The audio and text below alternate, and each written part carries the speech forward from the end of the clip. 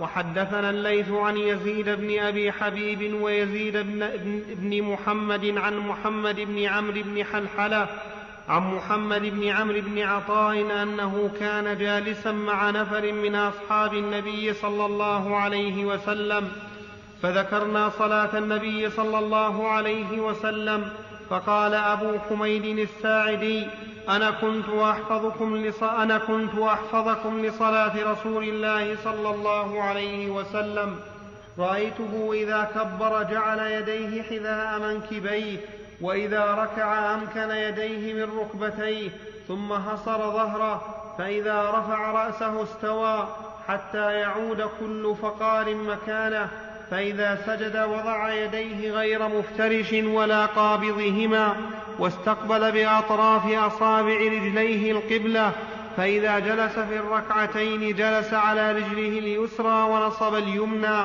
وإذا جلس في الركعة الآخرة قدم رجله اليسرى ونصب الأخرى وقعد على مقعدته.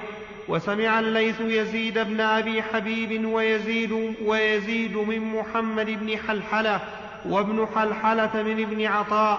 قال أبو صالح عن الليث: كل فقار. وقال ابن المبارك عن يحيى بن أيوب قال: حدثني يزيد بن أبي حبيب أن محمد بن عمرو حدثه: كل فقار. هذا زيادة تثبيت كل فقار. استدل بعض العلماء بقوله كل فقار مكانه أنه ينبغي بعد الرفع من الركوع أن يسدل يديه حتى ترجع المفاصل على مكانها، ولكن هذا الاستدلال يكون دليلا عليه وليس دليلا له، لأن نقول حتى يعود كل فقار مكانه. أين مكان اليدين قبل الركوع؟ على الصدر، فلهذا لا يتعين ما قاله في هذه المسألة. والصواب أن الإنسان بعد الرفع من الركوع يضع يده اليمنى على ذراعه اليسرى، كما في حديث سهل بن سعد: كان الناس يؤمرون أن يضع الرجل يده اليمنى على ذراعه اليسرى في الصلاة.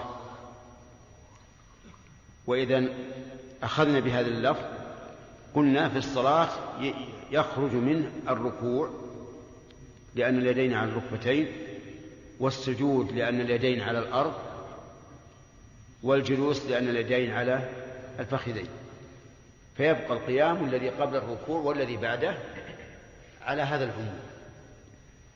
والله موفق.